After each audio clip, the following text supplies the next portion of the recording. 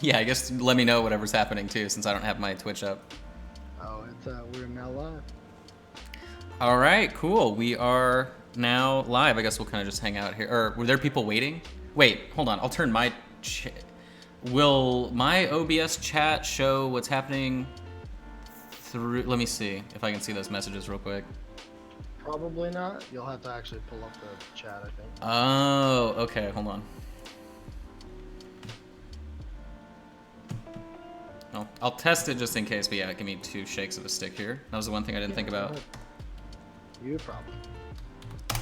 All right. Can I pop out the chat from this? You should be able to. Okay. Yeah, Getting just in. hit the gear and then pop out. Okay, hit the gear. And then pop out chat. There we go. Now I can see the chat. And then can I close the actual, does that work? Yeah. Okay, and then I need to do...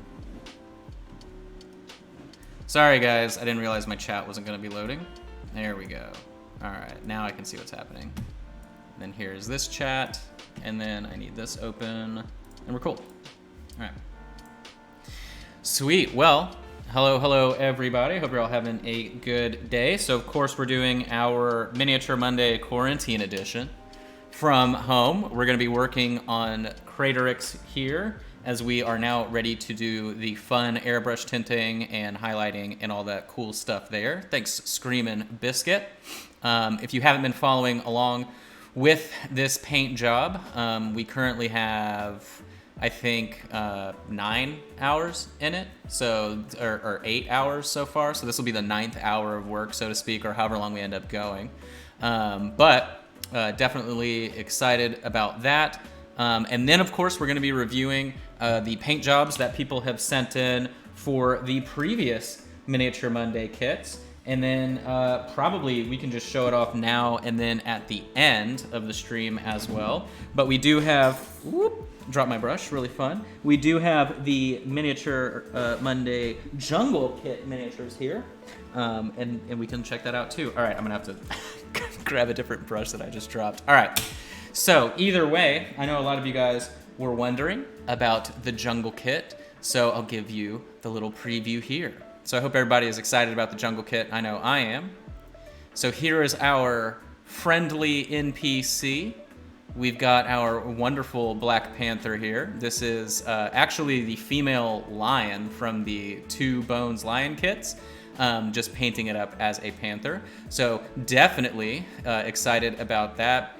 Are we going to show how to do the base? Yeah, so I have a, I believe it's a 17-minute video showing the process of coloring the vellum plants. Otherwise, the base is just some texture paste and grass tufts. But I figured, you know, since that's the most labor-intensive part of the base itself, doing the vellum plants, that's the part that should be shown off. So, and then there's a link where you can get them as well. These plants come from Wicked Elf Miniatures, which is one of the ReaperCon instructors that shows up every year, Gregory. Last year, he also helped judge in the MSP. So there's a link for all that info, and you'll be able to see it whenever we have the kits out, and you can check that out too. But so here is our helpless, poor NPC. Then, of course, we have our first bad guy here. So we have the Dragon Man Warrior, but really we're just counting him as a Lizard Man. So you can see that here. A lot of good colors in this kit. We're also introducing a new metallic. So this is Ancient Bronze, I believe. Hopefully these are giving a kind of jungly vibe, though. I think the base really helped figuring out how to do the vellum plants and everything. Then we also have then our big bad guy. We'll save the hero till the end. So then we have another lizard man here, so you can see that. Really, really fun. Really think you guys are gonna enjoy it. Doesn't really require all that much work, you know? Doing the scales individually, everything like that wasn't too difficult. Then the hero is our jungle witch here. You can see her. Very, very fun. We've got some cool glowing eyes and her little ingredient bowl that she's holding as well. Nice and glowing. But that'll be our kit. The actual paint itself, I have currently mixed all over my desk, so I can't just pull them and show them. I've shown them off though in the last couple streams that we were working on stuff. So if you are interested specifically in the colors that are headed your way, I know it's like earth brown. Actually, let me see. I may be able to figure it out. Nope, I won't be able to, but it's earth brown, you know, bright turquoise, different colors like that. I think we also are using olive shadow, maybe, I think. But either way, we'll have that information out to you as soon as we can. I know I'll have all of the miniatures photographed as soon as we're done here today, and then that'll get sent off to Reaper, and they'll start building the kits. So definitely looking forward to it. But again, we'll show those off at the end, just for anybody that's joining late or anything like that. Otherwise, of course, we are working on the Bones 5 prototype print here, and I am here with Justin and John as well. They've been letting me talk this whole time, but I know that they are hanging out with us. Hey, how you guys doing? The disembodied voice returns. So, we've been waiting all week to finally do it, and we're going to go ahead and do it. So, what I'm going to do first is go ahead and color tint the entire dragon. So, for the last 8 days, all we've been doing is outlining every single ridge and detail and pattern that I can think to include all over this dragon, with the intention of us using clear phthalo green to tint the entire miniature at the end step. Well, guess what? That's what we're doing right now before we start doing any other hand highlighting, finishing work, things like that. The plan is I'm going to tint it down, and then we're going to add in some other colors to make it really, really fun and exciting. But this should be relatively simple to do. But again, if you guys have any questions, if you haven't been following along, or you don't, or if you're unaware that I stream from home every single day, remember you can always follow my streams. The easiest way to stay up to date is on Facebook, but I also multicast to Twitch and YouTube as well, so you can follow me there under everything. Yeah, Screaming Biscuit, all the work has brought us to this point. But you can see whenever you thin phthalo green, it turns into this insanely bright color here, which is really, really, really fun, and it should give us really great results. So I'm excited to see what we can get out of it. Let me see, I gotta... What's funny is, of course, I cleaned my airbrush here, and then I have a clog right in the nib. All right, that should be fine. All right. Let me go ahead and turn off my compressor. Oh, sorry, I just needed to move it. There we go. I'm just using thinner and water, nothing too crazy, to answer your question there. All right, so I'm gonna go ahead and tint things down. I'm gonna start from the bottom and work our way up, just to know, you know, make sure I'm not moving too far too fast, and to know kind of where the actual color ratio is in our paint. And it looks like I'm gonna have to add, yeah, more phthalo green. Thinned it a little bit too much. So I'm just gonna go directly out of the bottle like a madman. It is a big trigger, but it allows me to have really, really awesome control. So I sculpted this out of green stuff, and I have it tilted in the correct direction. So you can see that naturally, right, your hand wants to rest like this when you use an airbrush, not like this. That's why a lot of people have a hard time getting good finesse with it. So this is just the most ergonomic way to actually make your airbrush easy to use. Awadas don't have, they don't have like the highball trigger, I think is the word, that like Badgers do. So I made my own. Oh, that was crazy. Let me see. Yep, all right, we are good to go. Just a little bit too thin the first time around. All right, let's begin. There we go. So you guys are gonna see we are glazing with the airbrush all over all the detail that we've already done.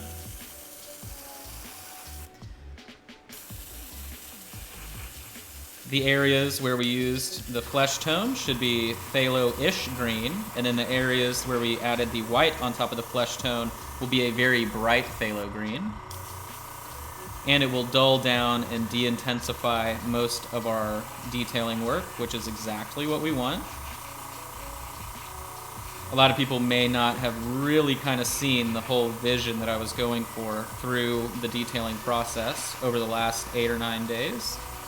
And now is where you get to see all of it. So that's what it's going to be looking like now, right? Everything's very subtle, but still all of the patterning is in there. Hey, how you doing, Max Tires?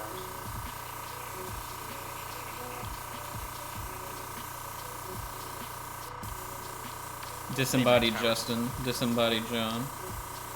Actually, both Justin and John are at my house today. That's what you don't know. They're just sitting right to my left, eating snacks. Seeing as how they're not denying it, you know it's true. Yes. So, glazing over all of our work. You can see how sweet it is. All that detail gets left in.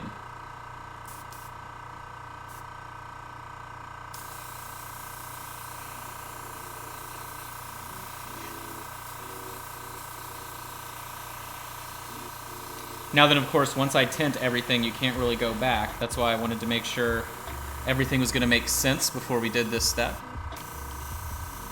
All that prep work is paying off, said every prepper around the world.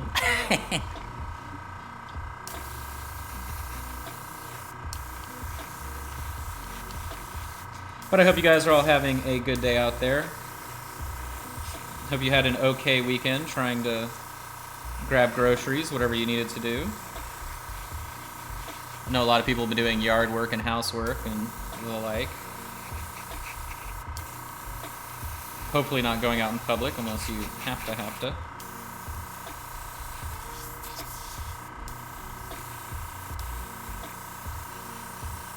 All right, so definitely pleased. I mean, look at the wing there. It's super awesome.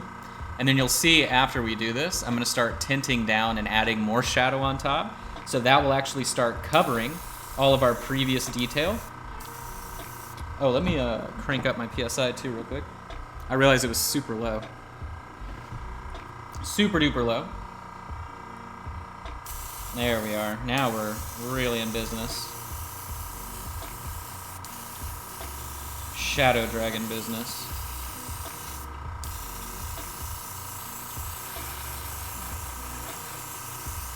Now, of course, I should be wearing my mask, but I'm just kind of not because my mask is actually an N99 mask. And I'm not going to waste that filter unless I absolutely have to. Otherwise, I 1000% always recommend you wear a mask every single time you airbrush, no matter what. You should be painting your miniature, not your lungs. So don't do what I'm doing here. There's actually a lot of streamers that never wear a mask, and it's like super dangerous and dumb to be doing that. So don't do what I'm doing. If you have a mask at home, wear it when you airbrush. What you can't see me doing right here is I'm actually spraying the air to get all the particulates away from me. All right.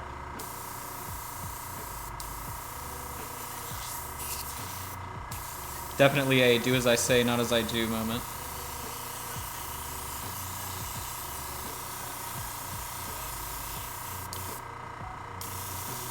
Alright, tinting the face.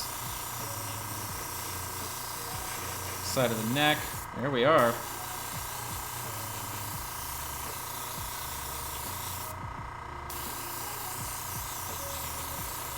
Making sure we have even coverage everywhere. I'm just going back over the wings a little bit. A lot of real estate on the wings.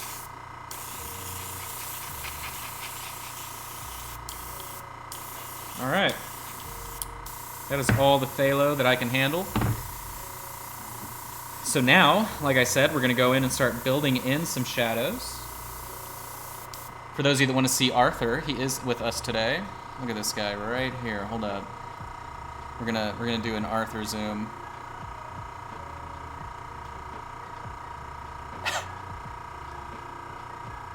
Arthur, you in treat?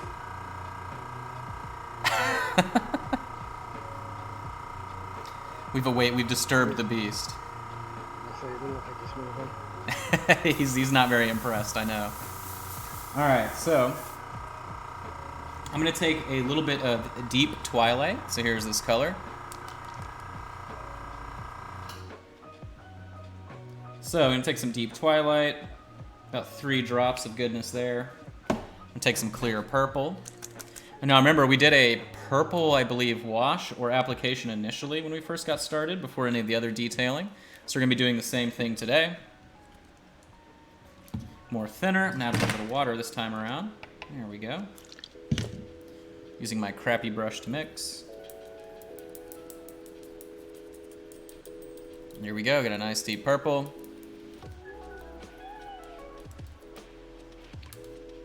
Ark, are you awake? Nah. He went right back to sleep. All right, so now we're gonna go back in and start building in some of our shadows. Let me change our focal point here so you can actually see some of the magic at work.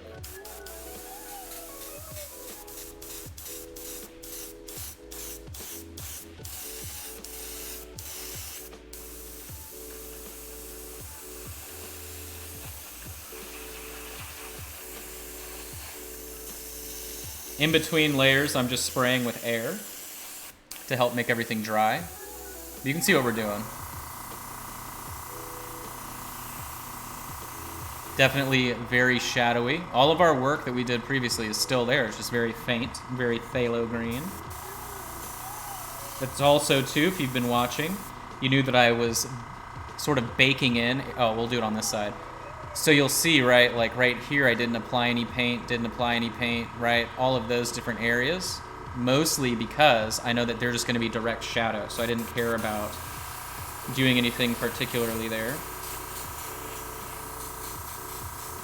Coming in from below.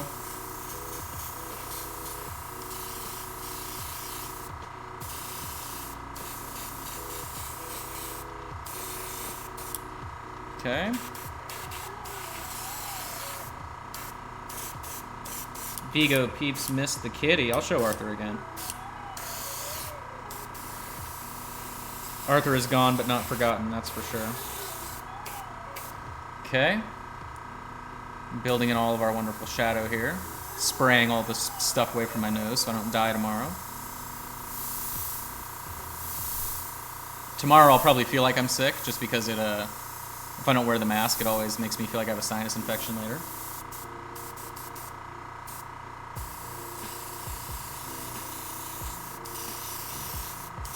Moving on to this wing.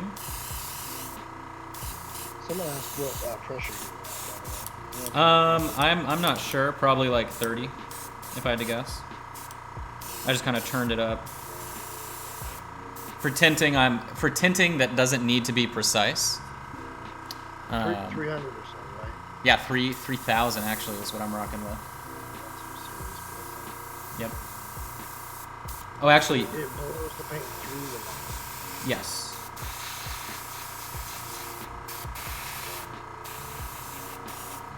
Yeah, the neti pot suggestion is pretty solid. I do have one that I can use. I probably should use it, but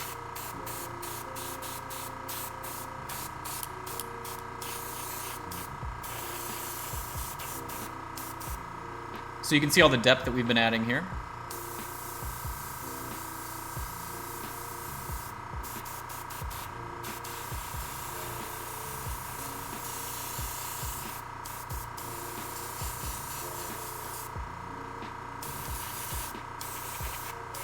All right, so now I'm gonna go in and I'm gonna detail the section here. So I'm gonna add a shadow behind the arm, very gently. Oop, that was too much. That's the opposite of very, very gently. Right around there. These are areas where we're gonna go back in and hand detail.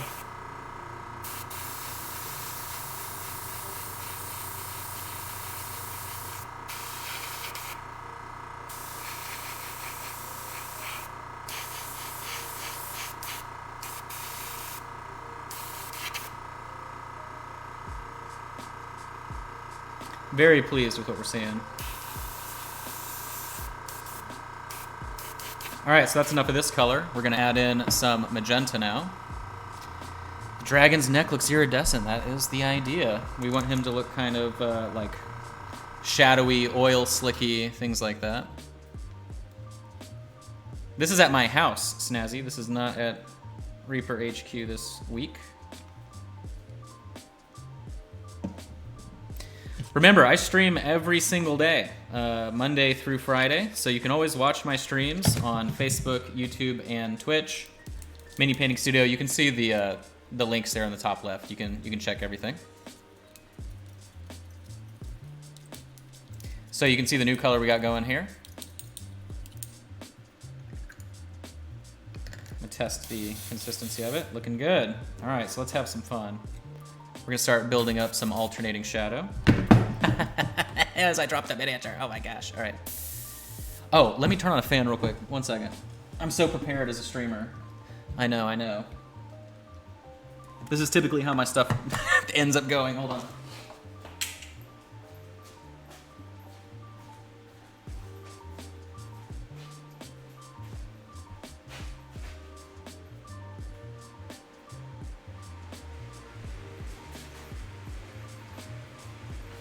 Okay. Now I don't have to worry about my health because I have a strong fan blowing over here. All right, so let's add some magenta, shall we?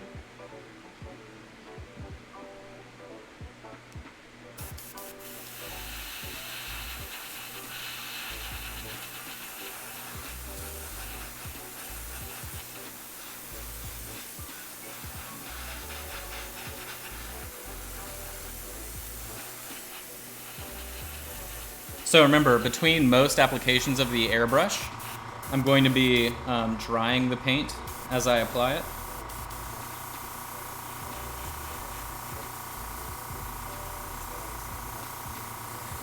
That way my layering goes a lot faster. You can see the intensity that adding that magenta in is doing in the shadows.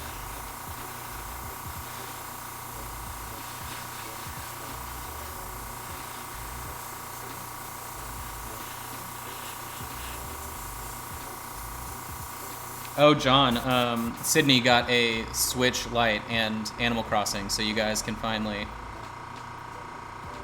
work on things, have fun. She was able to get one online.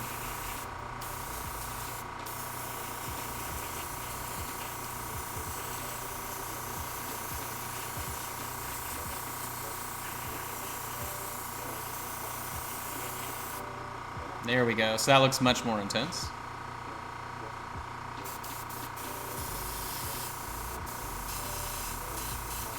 The same techniques that I'm doing, I've used on a bunch of different miniatures recently.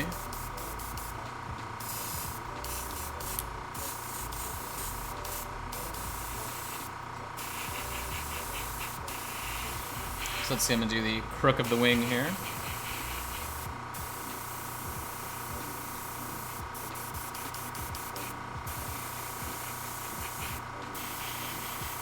So again, this is clear purple, clear magenta, and I don't remember what the first one I used was. Deep twilight. So I'm just mixing as I go. I'm not like I'm not really paying attention to how much I'm mixing or anything like that.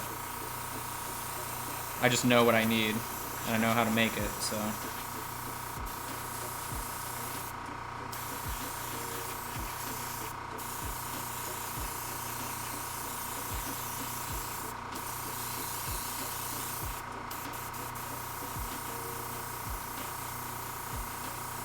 Wicked Elf.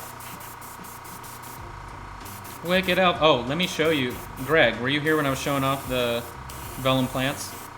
Let me show you what we did with them. Hold on.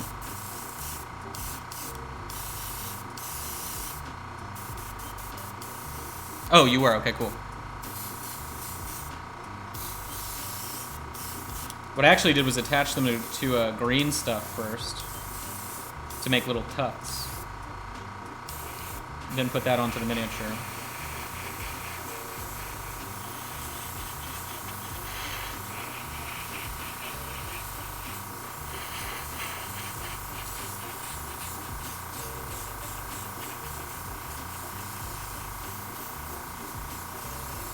So we're just building up all of our colors here.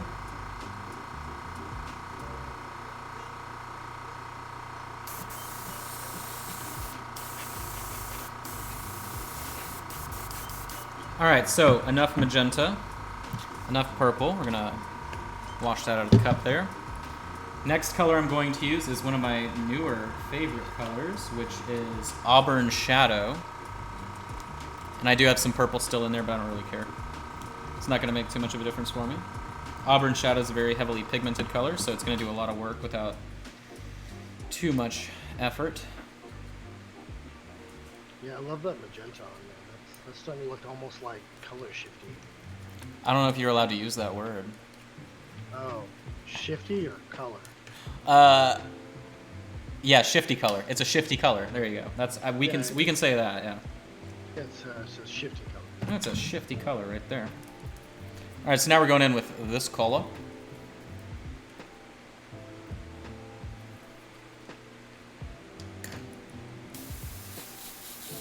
All right. So now we're gonna do some differential tone work here.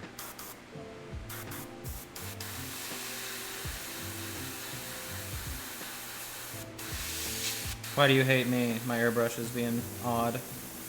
It's probably because I'm just leaving it spraying so much. There we go. You guys see what's going on.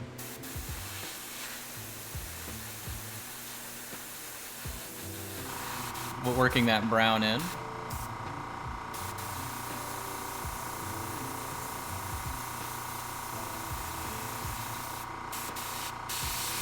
Hey, Zandy, how you doing? Stop doing that. All right.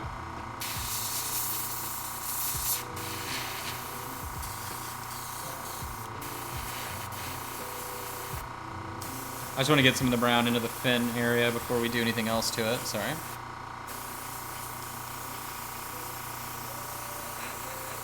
Reason I'm going back in with sort of a red tinting over areas. Oh, sorry. Yoink. Reason I'm going back is to add some variance to our greens. So it won't be very obvious right now on camera until we start doing some additional work to it. But I don't want everything to just be the same level of phthalo. I want some other colors mixed in. I want some areas to be more brown than others. As you can see, I'm sort of building it in on different parts of the dragon.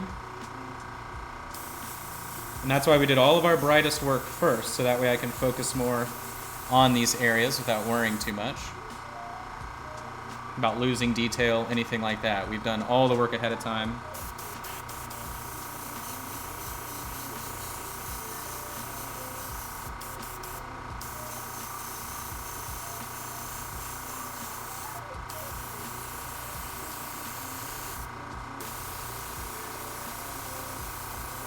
And I'm spraying directly on top of the phthalo right now.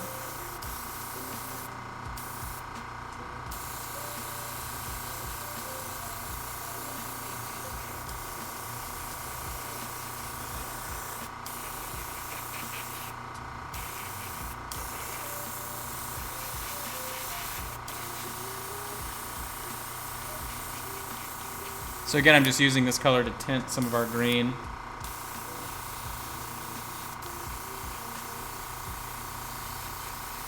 All right, now that I've done that, I'm gonna go back in with rust brown, so I'm getting much redder.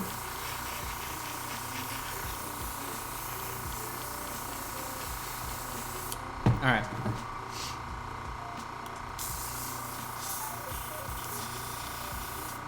Clearing that out. So again, now we're gonna be moving on to this color right here. What thinner am I using? Just what is this? Yeah, Vallejo thinner. Nothing crazy.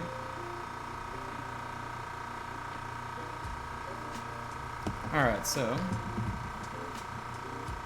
I'm not a fan of using alcohol unless you're doing very low pressure tinting. Otherwise, it's pretty much pointless. Like you can get the same results without using alcohol unless you're specifically doing that one tiny application. It also depends on the brand of paint that you're using. Alcohol doesn't also work well depending on the host medium for certain brands. If you're using a gel-based paint, it'll ruin the paint. It'll clog your airbrush instantly. So, not a huge fan of alcohol, unless, like I said, for one specific use.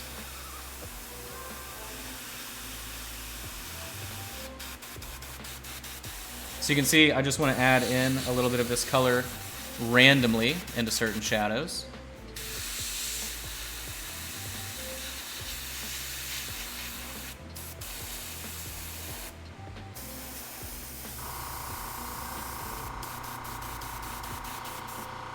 Remember too, we want to do a very bright magenta glow. We're going to start building that up as well relatively soon.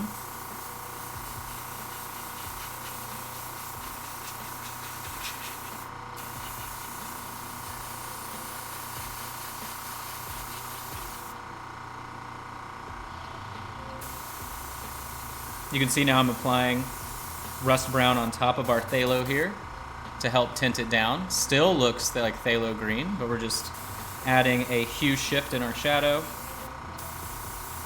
The importance of order of operations, like I've been talking about for the last 9 painting sessions on this guy.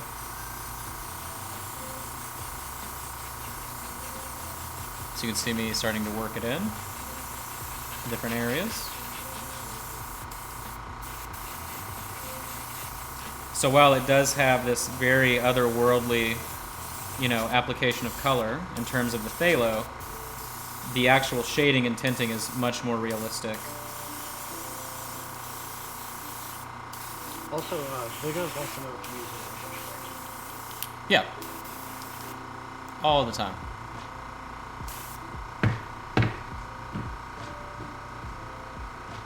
I use one all the time.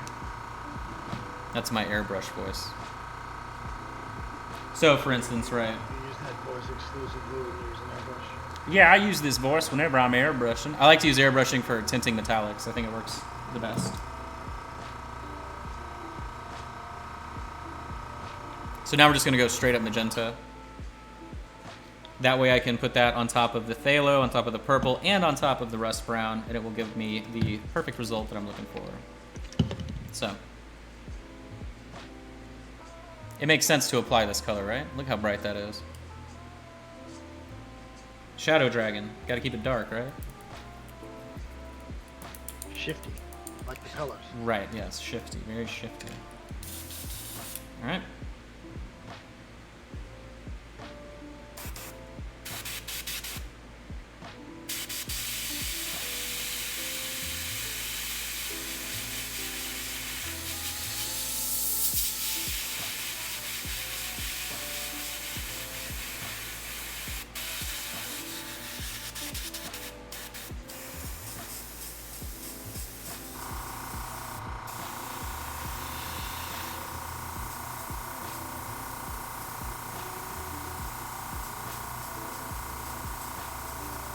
Look at that color right there.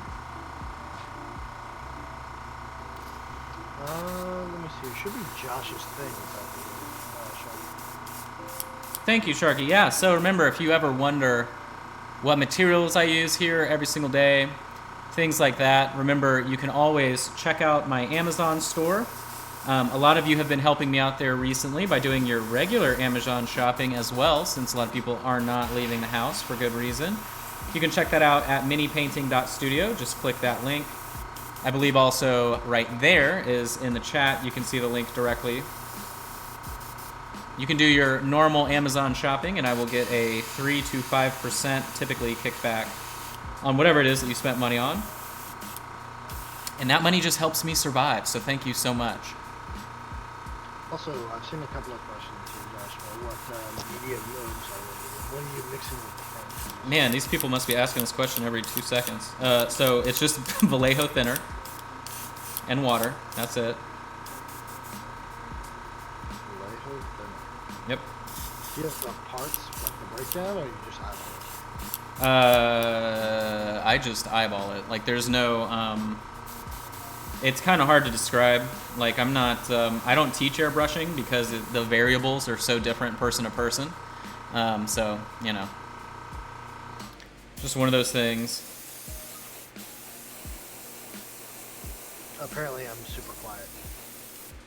Super quiet. I can change the volume of the music instead. Hold on. So now, Justin, you should be... All right, hold up. So I'm going to do this right here, and then we're going to do this right here. So give me 2 seconds. All right, Justin, you want to say something? Something. That should be louder. Is that better, guys? I control the audio now. Oh, I lost the chat, though. I got to bring that back.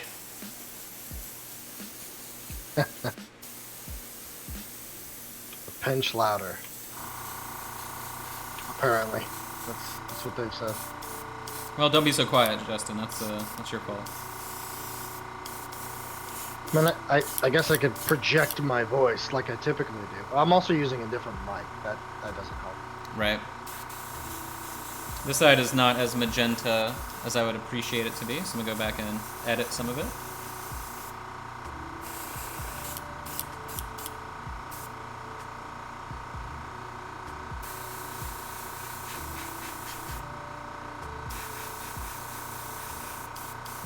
I will have some airbrush classes coming out soon, but it's probably about a month or two away. Nothing immediate in the future.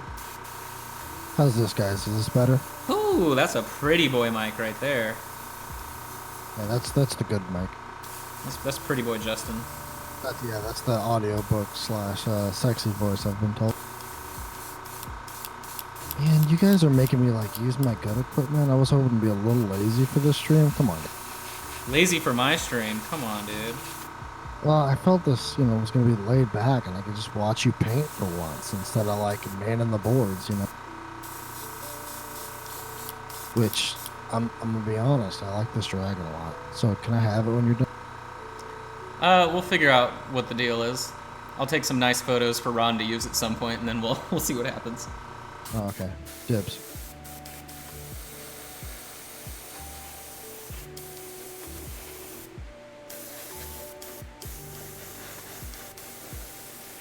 Alright, so now we have worked a lot of color into our dragon. Oh, I'm like totally missing the chat right now too. Give me 2 seconds, I'll pull it back up. It was enthralled in our magentifying. The magentification. It's like gentrification, but a lot cooler.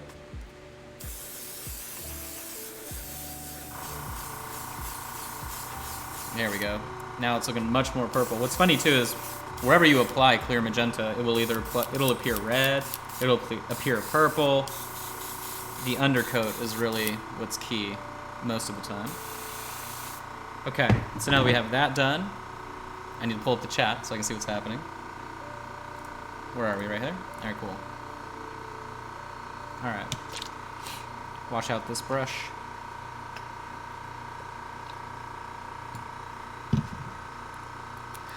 Let's see. Dun, dun, dun, dun, dun. So how is everyone's day today, by the way, since more people are joining? Yeah, I hope everybody's doing okay today. I mean, maybe. I hope so too. I mean, maybe. I'm not trying to, How many people in chat are currently on a stay-at-home order? Sorry, I that's what I'm curious. just slammed my microphone. Didn't mean to do that. I need clear orange, so give me a second as I search for it. Here it is.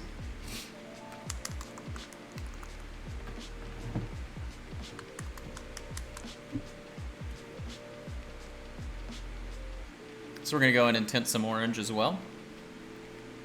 I am not Howl. This is actually purely through Discord. Discord likes to cut stuff off unless I hold the key 3 seconds past when I'm done saying stuff.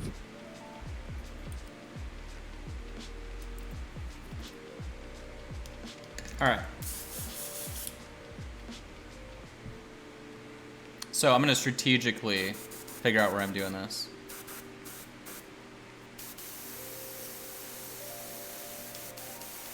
And you'll see this application really make a difference.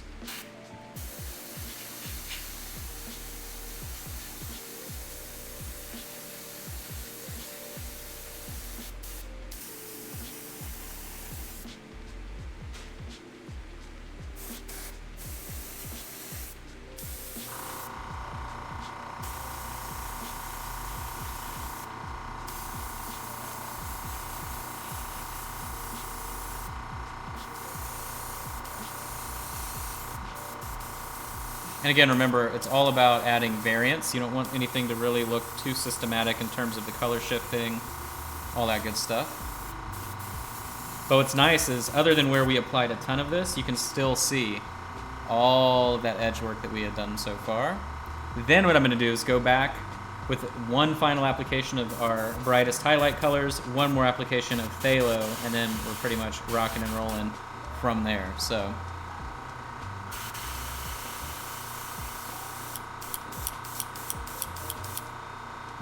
which I'm gonna need more phthalo green because I used all mine. Need an executive order from Ron to allow me to get more of that color since it's not for sale yet.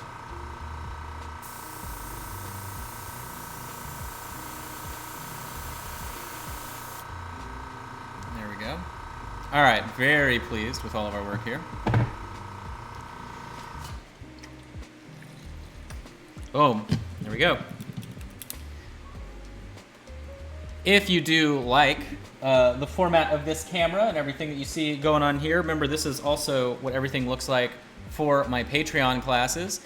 We now hit a threshold where if you are at the $10 level every single month, there are now 4 video lessons that come your way. 2 are demos, and then the other 2 are 2 or more hour paint alongs. One is basic, one is advanced.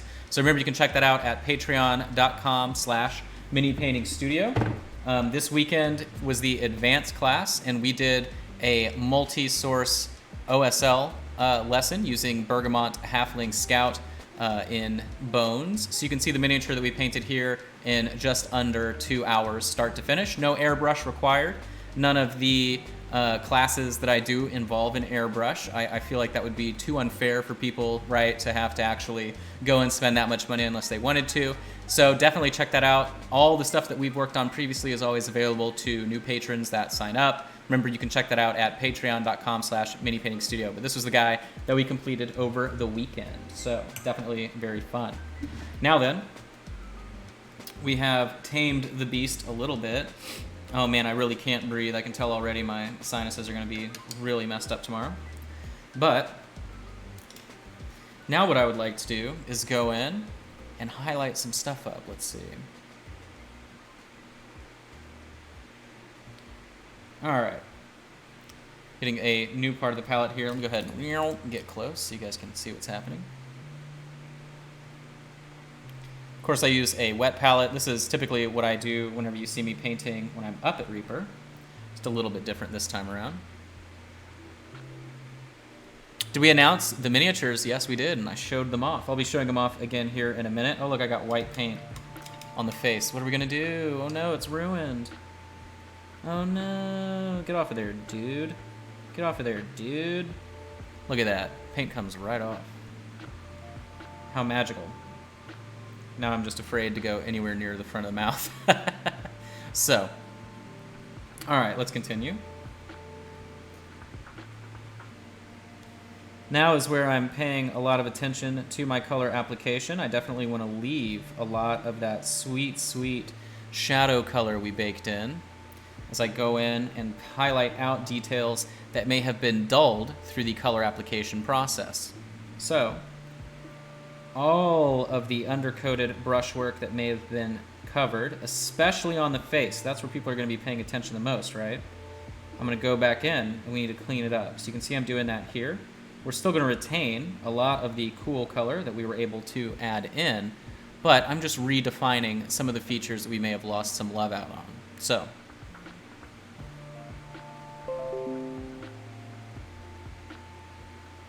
but I'm thinking we have done a wonderful job in all of that color application.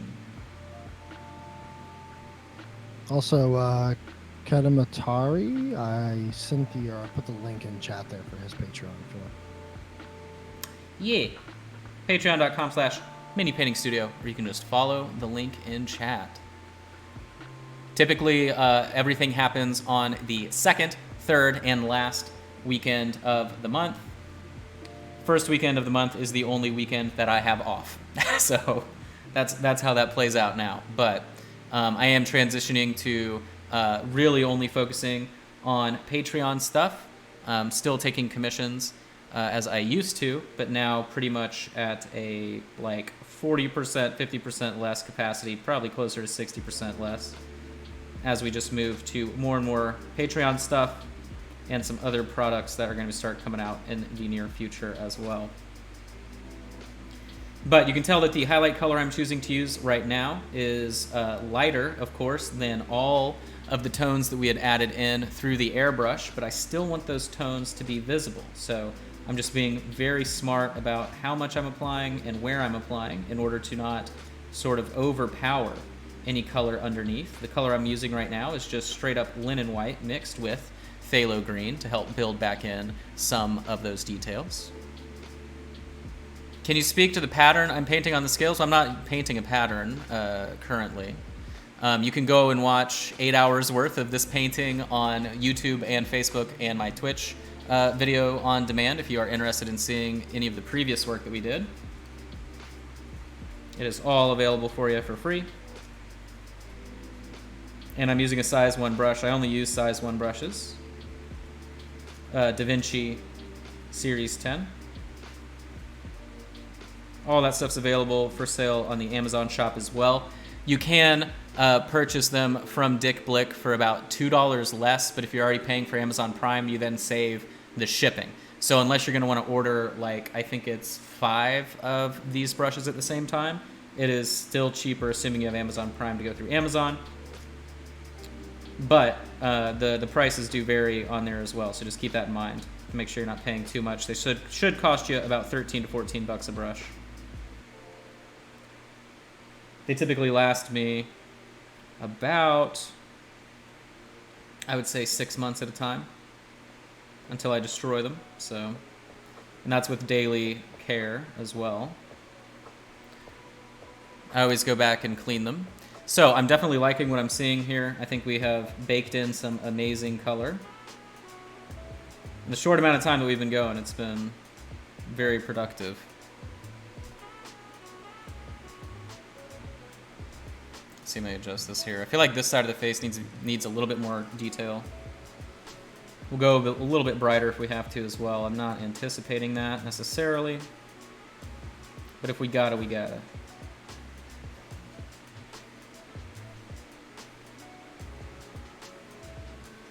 There we go, just sort of increasing the amount of color on the facial scars here. What did I just say? Is that even English? Facial scales? Oh my gosh, guys, save me. The airbrush thinner's making me lose my mind. I'm trying to build this up actually closer here. I feel like we should go close to this edge. There we go. There we are, much better. Oh, you like this guy's face? He's like, eh. All right.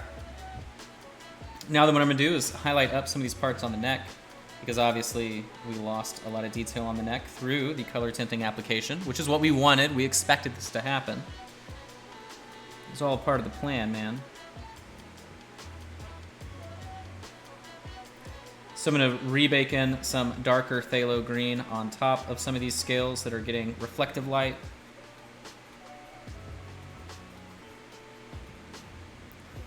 So I'm able to rebuild that. Of course, I'm using my brush more like a pencil right now. I'm not too concerned with anything else other than getting that hint of phthalo green on the top part of the scales.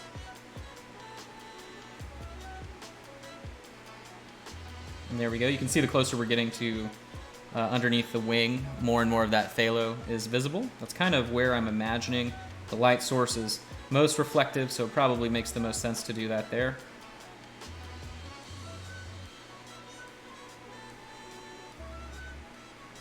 All right, let's back this out.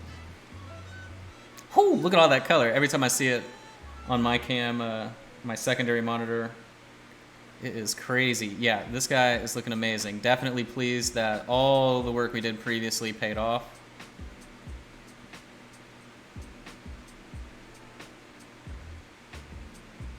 Does it still have shifty colors, Justin? Is he looking shifty? No. The colors are shifty. Oh, they are shifty. Yes. Okay.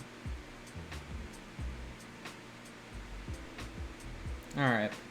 You gotta get shifty. You know what I mean? Oh, I feel you. I feel you. Arthur, should we get shifty? Arthur, should we get shifty? Arthur? Let's see. We're gonna ask Arthur if we should get shifty. Let's see. We're gonna crank this up so you guys can actually see what's happening in the world. Hey, Arthur, do you want a treat? Do you want to eat? Do you want to eat a treat? Should we eat big treats? Arthur. Oh, there he is. Oh my gosh, he has corona, guys. Arthur, what's happening with you? What was that sneeze? Bless you, Alright. Arthur. Man, bless Arthur and all his sins. Alright, let's get back. The Rona. The Rona. Alright, so I know you guys have been asking too, for those of you that weren't here previously, what the jungle kit for Miniature Monday is going to be. And I got to tell you, sadly, yeah, it probably was from all the paint spraying. Well, the fan's blowing it directly away from him, so he's okay. It's blowing it at me. That's the issue. So, unfortunately, we don't have the miniatures for the jungle kit. You know, it's a sad day, Just kidding. We got it right here. So, all right, we're going to look at these again for people that may have been missing. And then why don't we look at some of the Miniature Monday miniatures that everybody sent in. So, here is our helpless NPC. Very helpless, as you can tell. So we have a huge panther, Black Panther here, and that is our animal companion for our hero. I guess I'll go ahead and show the hero next. The basing video for this month includes how to paint vellum plants. So these are little paper plants, laser cut, that you can use. They come in all kinds of patterns. Wicked Elf, I forget the last part of it, but Wicked Elf in the chat, that's who sells them. You can check them out at wickedelfminiatures.com. In the shop, they actually have a jungle pack. I just didn't have the jungle stuff, so I did my best to make them look jungly. Here is our hero. You can see we have this awesome jungle witch. She has her little ingredient bowl, her glowing eyes looking all crazy, a nice mocha colored skin tone, mahogany mocha. And then our small bad guy NPC is this lizard man here. We have a new metallic in the set. First time we've included a metallic in the generic set outside of the base set. And then obviously those awesome turquoise colors. And then the large dragon man as well, or sorry, lizard man as well. Very, very fun. This kit is super sweet. Shaded metallics, layering metallics, you name it, we got it. Painting scales, all those things will be covered in the jungle theme kit. So, yeah, there we go. Neolus. I was trying to remember what the last part of your username was. Yeah, if you saw me last year at ReaperCon, Greg was sitting right next to me, to my right, and then Shoshi was on my left, so. But let's take a look at some of the miniatures that you guys have sent in. So we're going to look at that real quick. So I think if I do that, there we go. You guys can see what we've got rocking here. All right, let's look at some of these miniatures. So this is from Adam D. You can see, all right, thanks Dropbox, chill. All right, so you can see, can I close all this? Hey, go away. There we go. So he used our techniques on multiple Yetis. Very exciting. Underneath as well, you can see he has a crackly earth texture base with the snow mixed in. Definitely think that's very cool. This is from Adam D, same Adam D. I can tell the base is the same. I like the skin work that you've gone with here. I think it looks really good. I can tell you pushed the highlights up underneath the shadow, which is what everybody should have been trying to do. These are from the January kit. Here we have our warg from Astra Larmit, I suppose is the username from either Discord, Reddit, wherever you may have submitted it. I know I pulled most of mine off of Facebook, but we've got the glowing red eyes, so we know that you altered that based on the stream, which is fun. Bob, the other builder. So here's the whole January kit from. I like Oswald is completely facing the other way, but that's where most of the action is anyway on Oswald, so that's really cool. Definitely like the detail on the dwarf. I feel like we didn't see many of the dwarves, interestingly. Saw tons of the wargs, tons of the troll, not so many dwarf, not so many Oswald, so it's good to see both of them. Really good work there. Here we have Breezobel, another wolf boy. I think everybody has been knocking out the wolf. I think that technique was pretty simple for everybody to grasp. Everyone's been able to hit it pretty much in their own way. Here we have Byron's back of his Oswald the Overladen from the January kit. Very exciting there. There's the front. I don't see any 5 o'clock shadow. I'm going to have to take 1 point off, Byron. 1 point. I need you to go back in and add that 5 o'clock shadow on the face. Then you'll have a 100%. We got the wolf. So we have the wolf from this angle, looking good. It looks like you didn't go super high on this side with your highlighting, which is smart. That's what we were trying to do, obviously, because it doesn't go all the way up from that angle. Here we have the face. Looks like you were able to grab all the nice detailing in the snout and everything like that. Your blending transition halfway up the body looks really, really nice. Dice 0314. Here we go. So we have a poor innocent Surf 4 scale in the center, and we have our Ice Troll and Warg in the center. We have yellow eyes on this Warg. Very cool. Definitely like the skin on the Troll. I like the color transition you have there on the front face. Looks really, really nice. I also like this. I like the work that you did on the rock. I think that's pretty cool. Definitely a different approach than having to painfully glaze on top of it. I know that's what I was trying to get people to do, and it's pretty rough. It's same with the Crystal Golem. Hopefully we'll see a couple of these. Here we have DM Salazar. Salazar's a part of my Patreon as well. Definitely the OSL right here underneath the eye is a nice touch, because as you back away from this miniature, so if we're like, you're not gonna let me zoom out, really? Okay, whatever. If you're really far away from the mini, it will look like the light is bouncing off the rest of the face. So really well done there. I can also tell you went back for a second highlight right at the edge of the nose there on the snout. You did one layer of highlighting on the ridges, and then it looks like you did another one right at the edge. So really, really smart move there. Those little details can make all the difference. Here we have Doug D. I saw Doug stuff in the Reaper group as well when he shared this. Or maybe you shared it somewhere else, like Frostgrave or Paint Hub, one of the other painting groups. I know I saw it somewhere. But you did a really good job on the skin transitions. I can see all your highlighting. I can see you focusing the highlighting very close to the edge of the muscles, which is very realistic, so great job there. Flienta. Here we have your Friar. Friar was relatively simple in terms of the actual colors used. We were really just trying to manage shifting everything else. Here we have your Oswald as well. I can tell you were able to clearly section out the highlights and everything on the bags. That looks really nice. I like the highlighting you did here on the blue. I don't even think I highlighted that when we did it on stream. I just washed it down and gave up all hope. So you did more work than I did. That looks really good.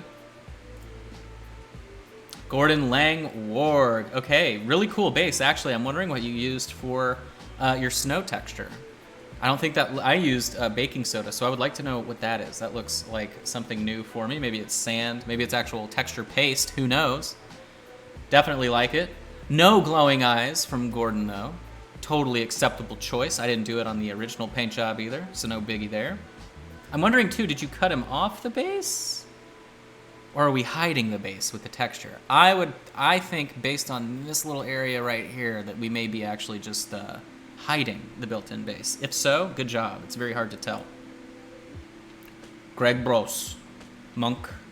Looking good. I can clearly tell you've got two different browns on the barrel and the back of the robe. Obviously, your image is very warm saturated, so I'm using my Photoshop brain here to go, yeah, those are two different colors, I'm sure. Looking really good. Let's see, do we get the front from Greg? Yes, we do. Oh, I love the expression on the face. I like how the eyes are looking sort of this direction. He's got that smug little smile saying, hey, I'm a friar guy. Keep me safe. Definitely like it. Really good job there. Greg B. All right, Greg, we also have your fungoids. Very cool. I would say these eyes have seen some things, but I'm pretty sure everyone's fungoids have seen some things. So definitely like that. I think the glow that you got on the left-hand side, though, very, very killer. You really knocked that out of the park. Really well done. Joni. So I've been seeing oh, look. She said these are the web-safe version. Is this web-safe? Joni, is this web-safe? Did you edit this? Joni, is this web-safe? What have you done right here? How funny. But really, really awesome. I love it. Very well done. She sent me all of these. She was like, these are web-safe. There you go. But I love that. She did hilarious eyes right there on her spider. Definitely looks less threatening, which probably makes it more threatening. And I also like the lighter green. She actually commented and she was like, hey, so You know, all of the paint keeps rubbing off on here, and I actually had the same issue. I think it's just such a smooth surface, right? That unless you super varnish it, you probably will experience that. So if you've been having that problem at home on the leggies, make sure you super varnish. And I can tell right here on the cloak, you killed it. This is really, really nice, very similar to my own. I can tell that you were intentionally leaving brush strokes like down here for texture, the same way that I did. So really, really well done. Love group photos. I know we have a couple group photos. Oh, she just wanted to show us the butts, I think. Thanks, Joni. The butts look great. There's the front. So she went with the initial green glowing eyes. And so this is what I was commenting on when I was talking about it earlier. So when we painted it, we didn't paint sort of the... Oh, Arthur's joining me in my lap here. Come on, Arthur. So we didn't paint those little mushrooms on the arms red at all. We just left them sort of that flesh tone. And so she was actually the first person that I was able to see that did it separately. So I definitely think that that was a cool addition and a cool choice. So really well done. Here we have Jonathan S. He has the whole group right there. You know, it looks great. We have an alternate spider. Who doesn't love an alternate spider? Here we have, you know, the grape version, and here we have the chocolate version. Very fun. Blades are looking cool. I see our little bubbly effect. Even though this photo's a little bit lower res, right? I can still see that you knocked it out. That looks really good. Glowing eyes look like they're glowing. Knocked it out. But I gotta say, love that the most. Mushroom house? Where'd you get it? What is it? Is that supposed to be in an aquarium? I want to know. But I love it. I think it looks really, really cool. Definitely can sense the danger here. Very, very fun. Now Carrie, or Kari, I'm probably just going to call you Carrie, but I've been seeing this work a lot since the very beginning. I think you did a phenomenal job on the skin. I think your contrast looks really good. I like that you used the clear blue more in the shadow. It makes it pop a lot, so really good job there. Here we have a back Oswald. Look at that delicious chicken. You get a 100% for chicken skin. Where's the 5 o'clock shadow? I'm now docking 1 point. You are now at only a 99. So I'm gonna need to see some 5 o'clock shadow in there, and you'll be at a 100. Why are you all skipping? Stop skipping the stubble. Come on, guys. Come on. Have faith. Have faith. I believe in you. You can do some 5 o'clock shadow. Here we go. We also have the warg. Look at the shading there on the feet. I love that you can actually tell it gets a little bit bluer on the paws themselves, so really well done. And we have yellow eyes on this one. This is our second yellow-eyed warg. Very interesting. Oh, here we go. So, I'm seeing a back shot of everybody, which is nice. Let's look at this actually, since we are nice and zoomed in. This looks really, really nice here. I like the shading that you have specifically on the backhand side of the fur. Remember, we wanted it to look like the dwarf was wearing this dude's cousin, and I feel like you nailed it. So good job there. I like the differentiating that I can do here between all the objects on Oswald. Very easy to see what's happening. Oh, I like the, I just noticed this. See the texture there on the bottom of the base? That's actually really cool. Good job on that. And then on the back, now I have a question. I got a question here. Did you cheat? Is this cheating? Did you airbrush? Did you airbrush from above? This looks like why is this? I'm thinking did you cheat? I want to know if you cheated, but it still looks really good. Where's the front? Here's the front. This is what I wanted to see. Now then, look who gets a 100 for the day. Now then, wait a minute. Am I mistaken? Or did you add a snow texture to the beard? Is that snow in the beard? Is that what I'm seeing? Or is it a white beard? Either way, I don't care. You're the first person to get 100% on Oswald. You did it. You knocked out the face. Great job. Great job. I also like the weathering there on the plating on the stomach. White paint? No, you did it right. I don't care. I'm not gonna accept that answer from you. I know the truth. You want him to be cold, so it's very fitting. Well done. Front of this guy looks good. Face looks good. I even said when we were working on the face on the dwarf that was pretty challenging, right? Like it's almost no detail other than the nose and 2 little places for eyes. So good job on making that happen as well. Ooh, so here we go. We got the February kit. I can already tell I'm liking this, so check it out. Crystal Golem, I can tell he's still partially see-through. Very good job. I know a lot of people were struggling with the Crystal Golem. I'm very pleased to see that you were able to do some work on him there. Very well done. I can also see a very nice reflection on that sword. Let's see the front. I want to see the front. Aha. Really good job. So, oh my goodness. I think you get an extra 5 points here because we have a glowing eye on the Yeti. First glowing eye on the Yeti that I've seen. I gotta be honest with you too. The color transition you have here on the Yeti's big old belly, very well done. So, really, really great job. I think you knocked that out of the park. This whole kit looks really, really good. I can tell here you did the H method, right? When I'm talking about highlighting and bridging the highlight in between, you attempted that there. So really, really well done. And then I love all the strap work here, the highlighting on the brown, right? So like the top of the belly's highlight brown is a lot lower, I should say brighter than the duller brown here. So really, really well done. And then the Crystal Golem, I can tell that you did the glazing on top of the actual line work, which I know a lot of people had problems with, right? It was very difficult, but you did a good job. So, well done. Let's see who else we got coming up next. Aha, the Frost Troll. Oh, another image without the group. Oh, I like the addition. I didn't notice that the first time. I didn't notice that you added snow onto the rock. So, great job, Bird. Great job.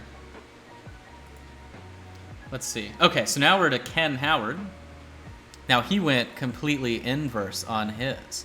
But what I like and appreciate is that he knocked out the basing, very similar to myself. So, very good job. I also like the sort of bioluminescent glow that's happening from all of the different mushroom bits on these boys. So very well done. And then I do like the sort of bloodstone in the background. This reminds me of the bloodstone gnomes. If you guys haven't seen those, make sure to check them out on the Reaper store. They use little magical rocks that look very similar to that. So well done. And then Ken also did this huge OSL project on his warg. So obviously there's a off-source campfire or some kind of fire right here, right?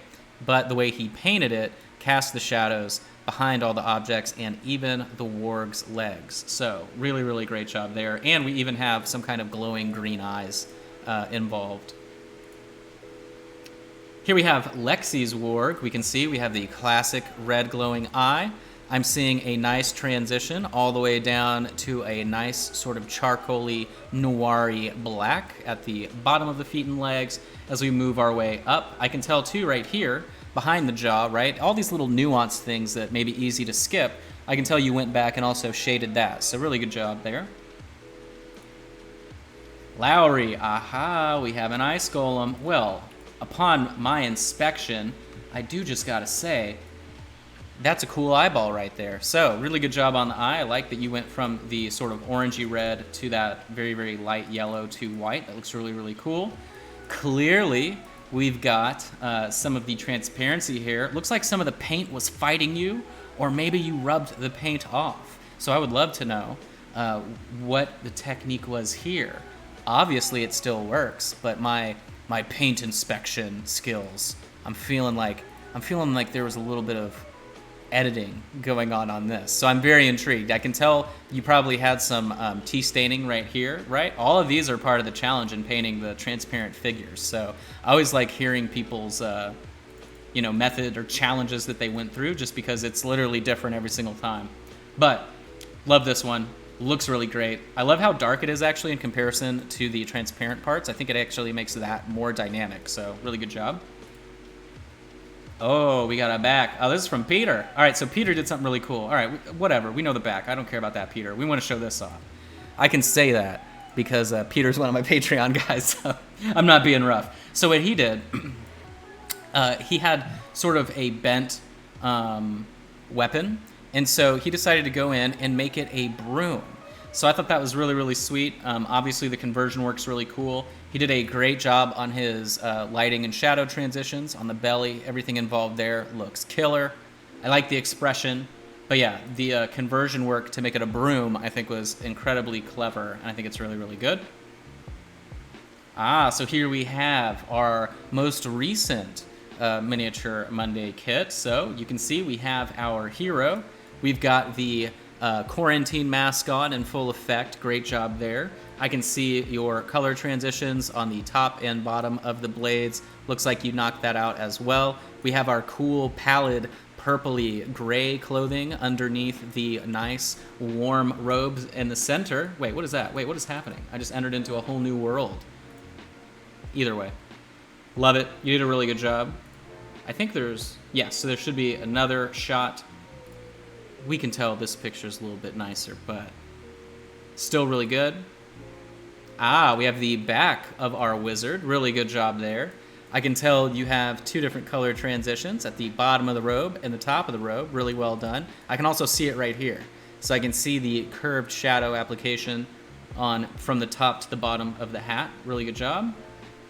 And in the front, let's see if he had his little H technique. He does. I can tell he did a couple applications of that color. That's probably 1, 2, 3. It's either 3 or 4 layers, knowing how Peter paints. I've actually taught Peter in person and touched his paint with my very own hands, so I know how he ends up working. So if I had to guess, he went in 3 layers right there. I know he's in the chat. Let me know if I'm wrong or not, but this guy looks really good. Also, shout out to Peter for leaving the smallest bit of flash on the tip of the staff there. That's pretty good. Ah, here we have a very blue wolf. There he is. Let's see this guy. I like at least 3, who knows, yeah. So I like this application. I like the glowing eyes. I mean, you can tell as well, he went back and added more color to the eye itself, so that's really nice. Very good job there. Rings. So I'm assuming this Rings raccoon. Hey, Rings. Do we have, dare I say, baking soda snow? Great job on that. I like the little bits of frostiness on the paws. I think that's really good. I actually think your glow is killer because I can tell that we have a glow specifically right here in the tear duct area. I'm assuming you guys can see what I'm highlighting with this mouse, otherwise this has been hilarious. But I can tell we have a glow around the eyes, so I think you did a really, really good job there. Oh, and the bright blue nose. So you definitely changed the saturation when you did the nose as well. Very well done. Ah, here we have Sean's back of the fryer. So we're working with it a little bit out of focus, but I can tell that we have our highlight transitions here. We have our dulled down gray bag, the blue bag. Everything is a different tone. This satchel's a little bit different tone than everything else in the back. Really good job there. I like the little work on the base, actually. That's kind of cool.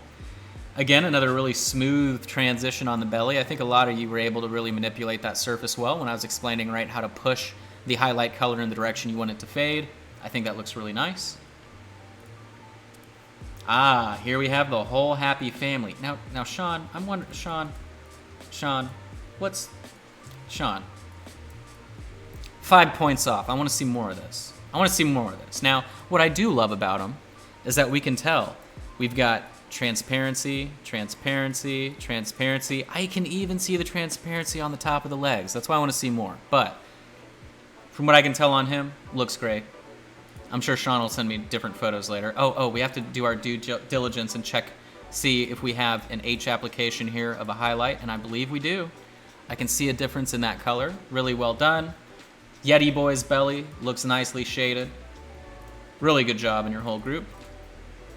Looks like a killer encounter to me. Oh, actually, too, I really appreciate your highlight. I didn't notice that until I zoomed out on the upper part of the underside of the cloak. Really well done. Here we have the skinny turnaround, skinny T turnaround. Oh, look at that. Oswald in motion. Very, very next level. I like the chicken. 10 out of 10 for the chicken, but you lose a point. Why? Because we're missing our 5 o'clock shadow, but that's okay. I'm sure we can edit that later. Now, what I will say immediately, I love the base. This is really cool. Looks like snow, really well done. I actually like the illustrative nature that you have in the highlighting on the shield. I haven't noticed the highlighting as much on other people's. Stuart is a guy that's been taking some private lessons from me. Remember, just throwing it out there, you can always have private lessons through my Patreon or my website directly. Visit minipainting.studio today. All right, so anyway, Stuart did a really great job. I also love his bases. He always goes above and beyond on basing, so really well done. let's check the front. So I think my favorite part of this miniature is the poor victim used to make his helmet. You know, I feel bad for him, but at least he's a helmet. You know, he's useful in the afterlife. But again, great base. I think you nailed the blue on the fur. Really well done. Then also, I can tell you've used different browns for all of your different tones. Looking really good there. Today, actually, Stuart messaged me about changing up some of the photos that he can take on his phone, and I was helping him figure out how to do manual settings on exposure. So I can tell 2 different colors on the strap. I can tell your highlight on the belly. That's really all I've been looking for, is making sure people picked up the concept on the stomach, and you definitely did. Here we have our ice golem. Somebody look at the front of this guy. Yes. So here we have the ice golem. I can tell we have transparency in the joints on the back, the middle portion of the legs. Now then, what's funny is I think he was working on this guy before our first lesson where I was doing some brush control stuff. But one of the things he was struggling with, right, was edge control. Doing the crystal golem, I think a lot of people had that run-in. One thing that a lot of people have been able to get a benefit from is sort of understanding the ratio of thinning your paint and then the actual angle of application. He's been killing it since then. But I do like this. I think now if he went back and applied a heavier wash of like clear blue all over all these areas and then redid his edges, he would kill it. The only reason I'm being more critical of him is because I know that he is taking lessons. He's part of the Patreon, so I know he'll do his homework if he has extra time. And I know he's home all day right now, so as many people are. But I think this is really good. I like the base as well. He went half and half on snow and gravel or rocky dirt, whatever. So really, really good job there. Here we have Travis Hoy with the D24 scale. So this guy is really small. That was the challenge a lot of people had. I think you did a good job differentiating the skin from the sides of the helmet. That's always something more difficult. I think it looks like you did a baking soda base as well. So good job on that. Yeah, I like the gold. Everything really pops on here, so good job. Here we have the back. See, I was checking for highlights on the wood on the shield, and I can see that you have them. So good job there. Looks nice. I like the highlighting on his pelt on his back. And then here we have Travis's ice troll. Good job there. I can see you were pushing your highlights up to the muscle points, which was kind of the main part of that lesson. Oh, and check it out. Oh, look, someone is getting full credit on their Oswald because I think I see some 5 o'clock shadow. If not, we're going to give you credit, but that looks like some 5 o'clock shadow. So good job there. It looks like you decided to go with the uncooked chicken rather than the cooked chicken, so that's really cool. Then you also did a really good job on the glowing eyes. So good job. I like the base. Again, looks like baking soda base possibly. It could also be the Premixed Games Workshop Snow, only because it's a little bit more voluminous. And I know I used to use that stuff too until I was like, hey, I should just use baking soda because it's so much cheaper. But that is all of the photos that we got. I know a lot of you guys also submitted photos on the Facebook thread where I was like, hey, I want to see the Miniature Monday minis. But a lot of them had nothing to do with Miniature Monday. So unless I was going to go through like 100 photos, I was really only looking for those. But I did appreciate seeing everybody's good work. So remember, if we do have, I'm trying to think, we would have to look at the calendar. But if we do end up having another extra episode at any point in the future, we will obviously do another community review. I'll keep everybody in the loop so that way, they'll be able to see everything that's going on in terms of, submitting your work. Shouldn't be too much of a surprise, but let's see where we are rocking and rolling. So about 4:30-ish. Let's keep on cracking as we are highlighting up different points on the dragon. Oh, now see, this is a fun trick that happens frequently. I left the brush wet, and I left it pushed against the base of the dragon, so we're not going to be able to use that boy. So, orc mount? No, this is not an orc anything. So this is actually a Bones 5 prototype scale test 3D print for Craterix, the Shadow Dragon. So what's cool about this miniature is that whenever it's finalized and released into the wild, it should be done in a transparent plastic, similar to the Crystal Golem, right? Different miniatures that they make. The Wraiths actually have one right here. So it'll be released in a similar material as this, if I had to guess. Obviously, this can change at any given point in time. But that way you'll be able to do some cool transition work if you want him to be halfway in the shadows or halfway invisible, whatever the case may be. But mine was a 3D print, so he came just like that. The scale may change a little bit, but yeah, I mean, this guy could be a mount to probably like right here, right up here. You may be able to kind of dig out a part of the fin and have somebody ride it, or just convert it further to your liking. But it is a great mini. Now then, moving back and hopping in to our phthalo green highlight.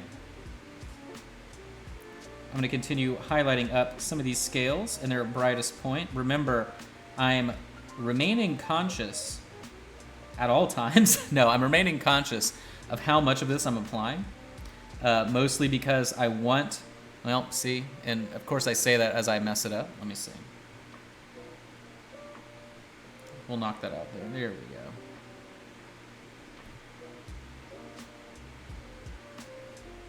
Yeah, this miniature definitely is not the cost of a Maw Crusher, which is nice. I think right now this miniature is like $14 in the Pledge Manager if you were one of the early pledgers. If you're a late pledger, it might be a little bit more expensive, I'm not sure. Either way, the value on this guy is incredible.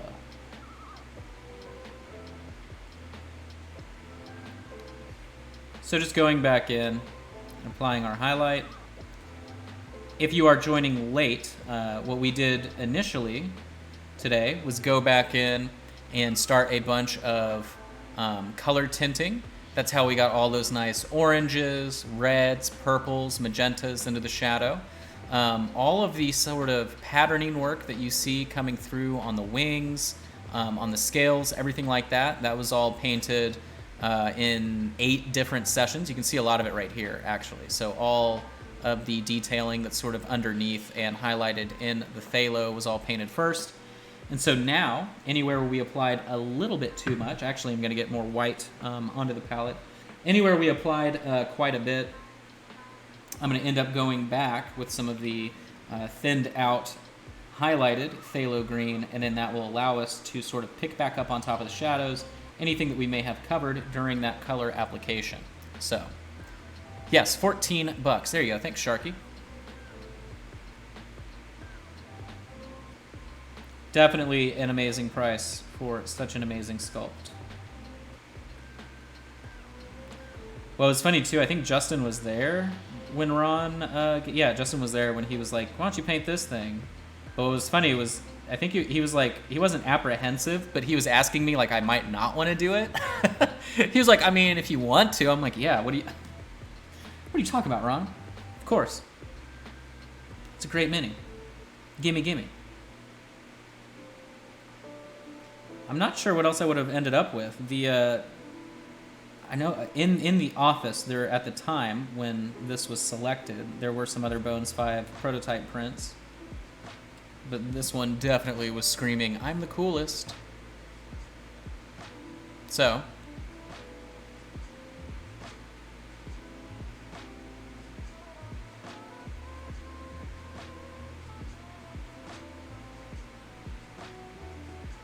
if somebody in the chat wants to answer that question, since they don't have their headset on, I can't help them. All right, I'm going to do the same thing on this side. We're just going to be following the same highlight pattern that we had previously. Leaving the colors that we've baked in underneath. Actually need to add a little bit of water here, so that way I can keep it nice and thin. Remember, I always like to use my paintbrush like a pencil. I don't really use it like a paintbrush. I want it to be extremely sharp at the edge. That way I have full control over the application of the paint. The paint, of course, has to be thin on the wet palette in order to successfully do that. Hey, Mark, how are you? Everybody say hey to Mark. Everyone say hey to Mark in the chat. I want to see nothing but hello marks. I want to see hey marks, sup marks, yo marks. I want to see lots of hey marks. Hey, Mark. How you doing? Haha, there's Welcome, even by a the way. disembodied Mark voice for you. Mark voice? Well, Mark hello greeting, there you go. Yeah. Disembodied Justin voice, but yes. Hey, Mark. Okay, there we go. Now we got a John. John has entered the chat.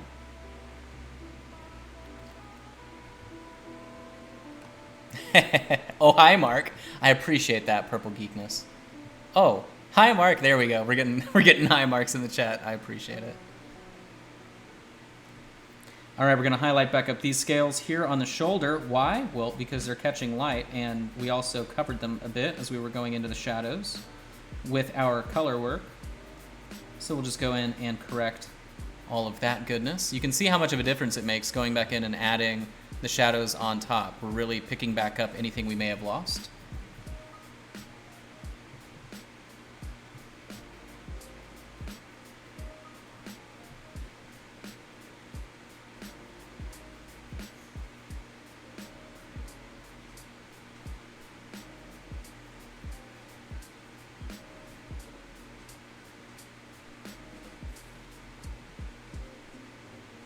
But I hope you guys have been enjoying this sort of extra stream.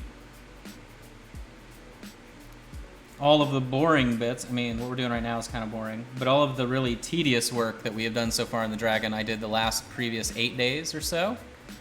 So, if you are wanting to copy this along on another Dragon, something like that, remember, you can always go back, check out those videos, and do it on any other miniature that you would like. So, oh, whatever, Peter. Whatever, Peter. That's hilarious. Your paint consistency isn't terrible. All right, so I'm trying to position this correctly so that I can get his neck rocking and rolling. There we go. I just needed this angle right here to hit the tops.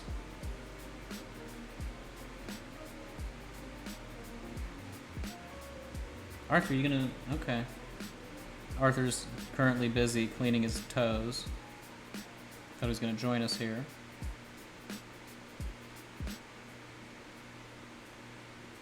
It is toe clean o'clock, I suppose. Toe clean in the afternoon. All right, happy with that highlight.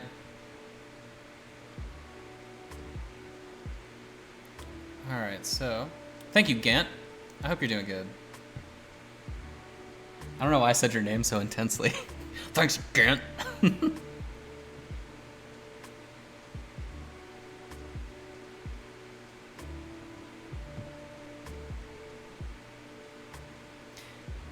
This color is so crazy when you apply it. It's just so vibrant. Phthalo blue's okay. You know, I'm not trying to pick my favorite of the phthalos, but I gotta be honest, that phthalo green, delicious. Delicious. Let me see some ones in the chat if you guys are gonna be picking up the Jungle Kit for Miniature Monday whenever it gets released. Which, hopefully, should be next week. There's a 1 in the chat.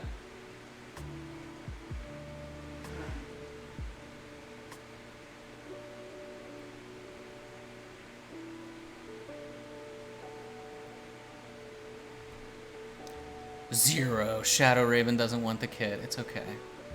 It's okay.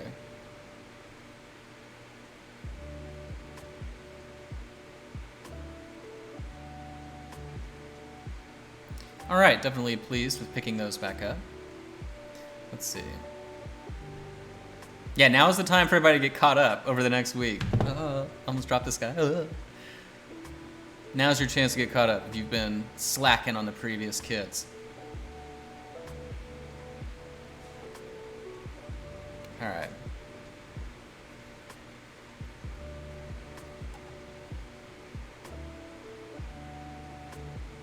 That's a nice part too. If you already have the miniatures, you can always follow along at home and do them that way if you still need them painted up. So you can see here I'm going back and adding more life to the detailing that we lost through the color tinting.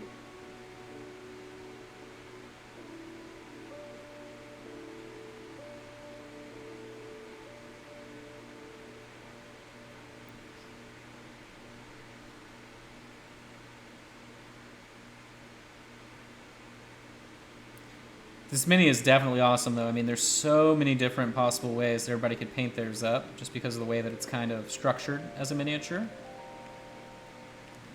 Once Bones 5 hits, I will be looking very intently to see kind of what people are able to do. I mean, all the dragons from Bones 5 are so sweet. They're so sweet. They're so nice. They're so friendly. Friendly dragons.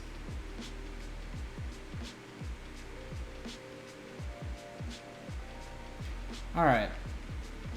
You know, it's funny that we were only painting with one, let me see. Yeah, we've only really been applying one color with the brush this whole time. It's funny because when we were first starting the work on the dragon, that's what we were doing then too. It was only one color. We used tanned flesh for pretty much 99% of everything that's happened on this guy so far. Today is the only day that we went back and started adding new colors to the mix. So,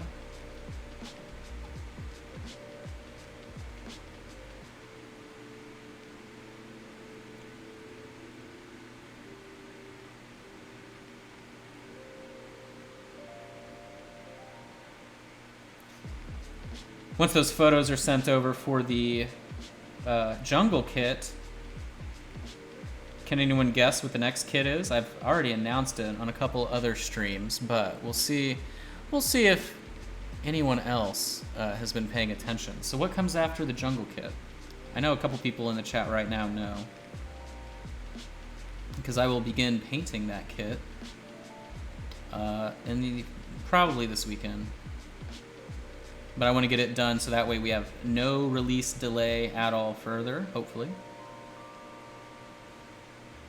There you go, Sharky wins. Sharky wins big time. It is a forest kit. I am super pumped for the metal miniature in that kit as well. It is a crazy dynamic sculpt. It is definitely from the Reaper vaults. Not one that is super well known, I would imagine. Which is kind of the fun part about putting together the kits. I get to be like, all right, what kind of cool mini can I put in? Obviously, the Bones selections are some older sculpts, some newer sculpts, random sculpts mixed in between. But the metal miniature is always sort of up for grabs, whatever I can kind of think of. So that was really fun to figure out for the forest kit.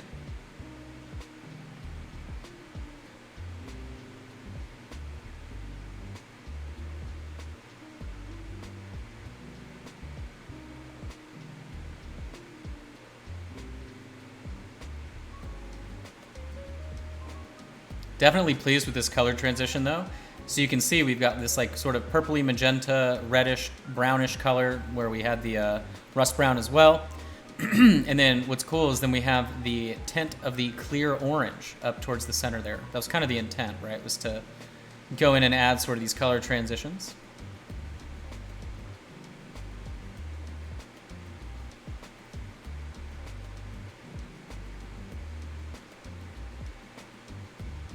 Oh, my brush is drying. I'm also losing my voice. That's cool. Airbrush and a fan on me. I know how that works. I'm gonna have to drink some tea when I'm done. Some warm ginger tea.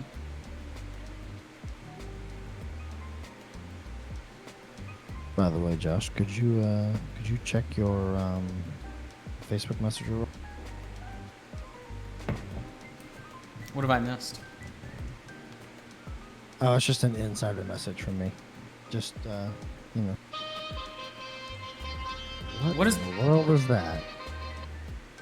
my phone? I opened your message and music started playing. That wasn't me. Okay, that's funny. That's funny. Justin sent me a picture of his left ankle. I don't really know what he's planning to do with that, but it was a very threatening ankle picture. Did you want me to answer the question that you asked me? I mean, yeah. I mean, that's fine. It's up to you. I mean, we can. I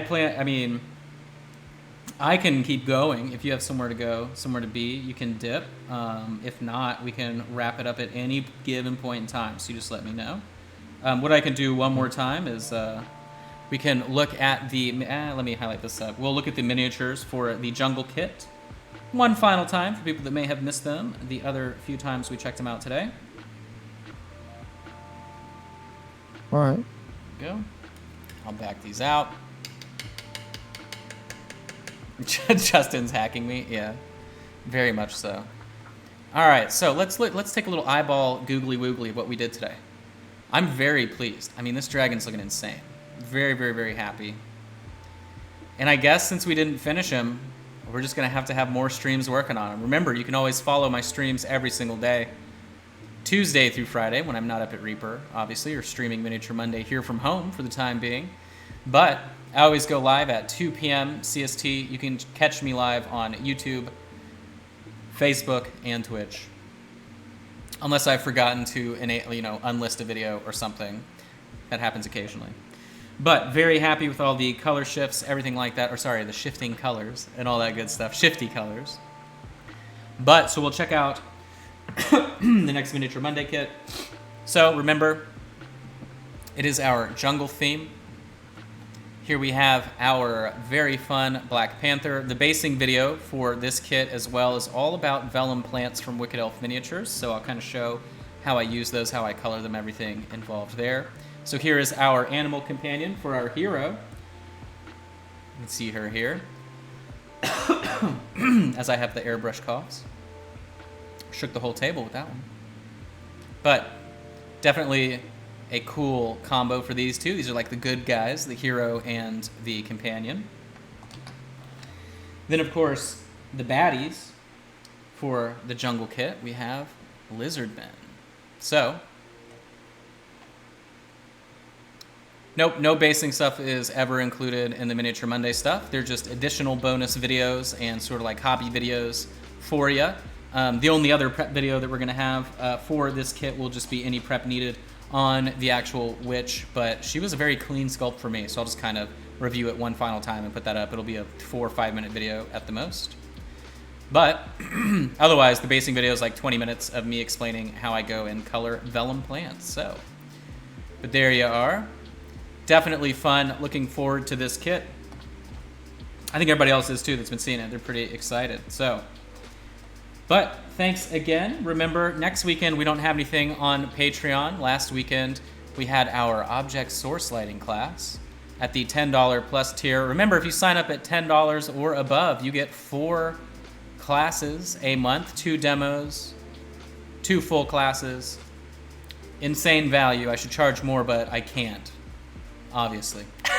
No, it doesn't matter, but definitely come check it out. You can check that out, patreon.com/minipaintingstudio. Currently, if you do sign up for the Patreon, we are voting on the next 6 months of classes. So if you are interested in joining and you want to have control over all of the content that we're going to be working on in the future, definitely check that out. But otherwise, I hope you enjoyed another episode of Miniature Monday as we were working on Craterix from Bones 5. I hope you guys enjoyed it, kind of showing off how I do color tinting with the airbrush, all stuff that I don't necessarily show off.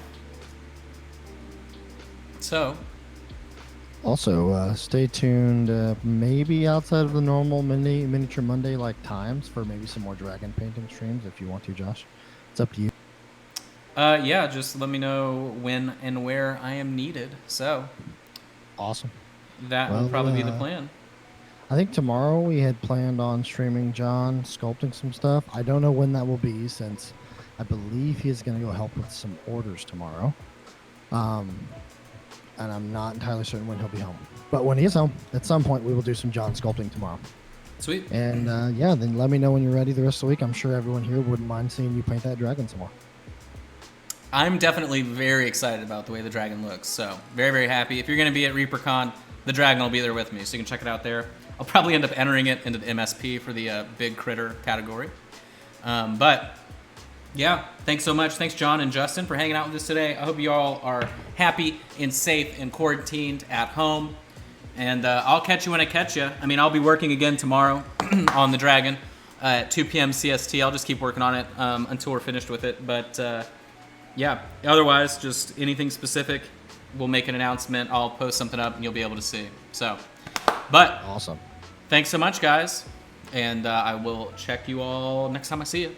So remember, probably not next Monday. If I had to guess, we won't have a miniature Monday for the kit. It'll take them probably a week to get that ready. I would assume, probably the second week in April, if I had to guess. Yeah, that's probably a reasonable bet. We'll see how it goes, but we at least know the stuff is ready. So stay safe, everybody. Stay healthy. Thanks, Justin. Are we rating anybody today? Yes, we are going to be rating Mocha. All right, make sure everyone says hello, hello, hi, hi, hi to Mocha in the chat, and we'll catch you later. Thanks, guys. Spread the Reaper love. Keep being awesome, and thanks for watching Josh today. See you guys. Bye, guys.